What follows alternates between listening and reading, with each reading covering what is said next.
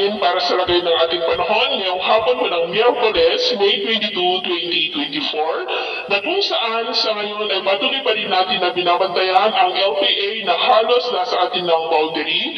Ang posibleng hanggang bukas ay tuluyan na yan na makapasok sa ating area of responsibility. At pagsapit po ng Biyernes, kung hindi magbabago ang forecast na ito ay nasa silangang bahagi ng Kabisayaan at magsimula na lalakas at pagsapit ng Sabado, posibleng kikilos na yan paliko sa silangan ng Luzon at pagsapit ng Lunes, tuluyan na rin po yan na makalabas sa ating area of responsibility kung hindi po magbabago ang forecast. Pero kasabay ng paglayo niyan paliko ay ang unti-unti naman na paglakas ng southwesterly wind naman dyan sa kanlurang bahagi ng ating bansa. Indikasyon po yan na tutungo na tayo sa transition period ng tag-ulan o yung habagat season.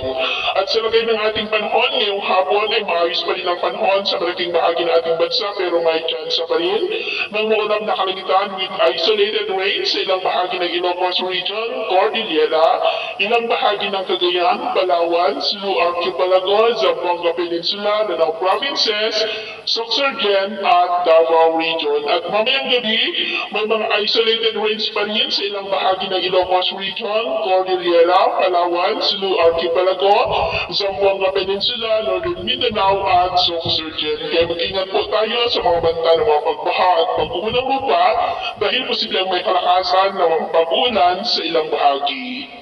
At sa atin naman po mga baybayin, wala naman po tayong nakataasan ng mga gale warning signals pero bayong mag-iingat lamang po kung papalaot tayo para mas makaiwas sa mga sakunang pangkaragatan.